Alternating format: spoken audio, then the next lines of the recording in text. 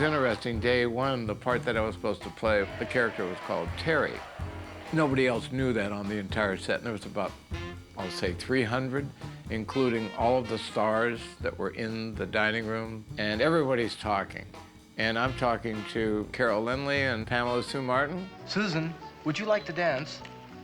Hello. And the director, Ronnie Neames, he yells over the loudspeaker, "Will you all shut up? Terry, will you shut up?" And I knew he was talking to me, but nobody else knew. They were looking around, "Who's Terry?" And he was picking me out to shut Gene Hackman up, to shut Shelley Winters up. I was like, I'm finished. I'll never work in this town again. I was just asking if you'd like to dance. Yes, I'd like to. Needless to say, I got the job. And then the day before, I was laying at the pool and I get a call. And they said, "Irwin Allen would like you to do the fall."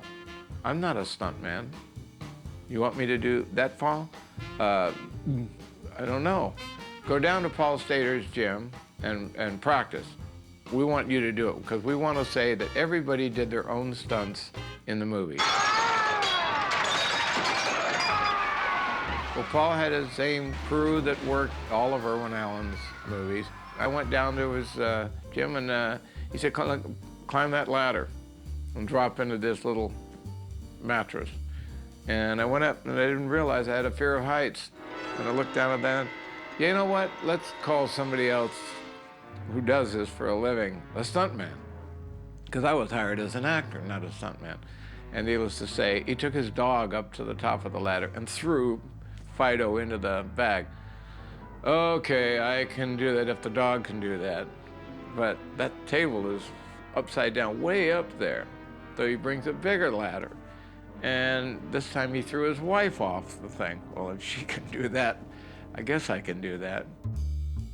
And when I got to the set the next day, the glass was already in.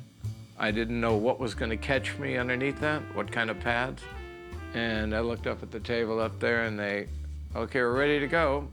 And so they sent me up with a cherry picker and I went all the way up to the table. And Irwin Allen says, "Now when you hang, you'll hang there for a bit and then we'll do this piece and then we'll do the stunt. Okay, everybody?" So all the pandemonium and everything's going on and I'm hanging. And I was so nervous, I wore white baseball socks with the tuxedo. And you know, your feet are exposed. And Irwin yells, "You idiot, you don't wear white socks with a tuxedo." I know, I'm sorry, Dick, I'm a little nervous. All I know is Paul Stater said, "Do not leave your head back because you'll break your neck.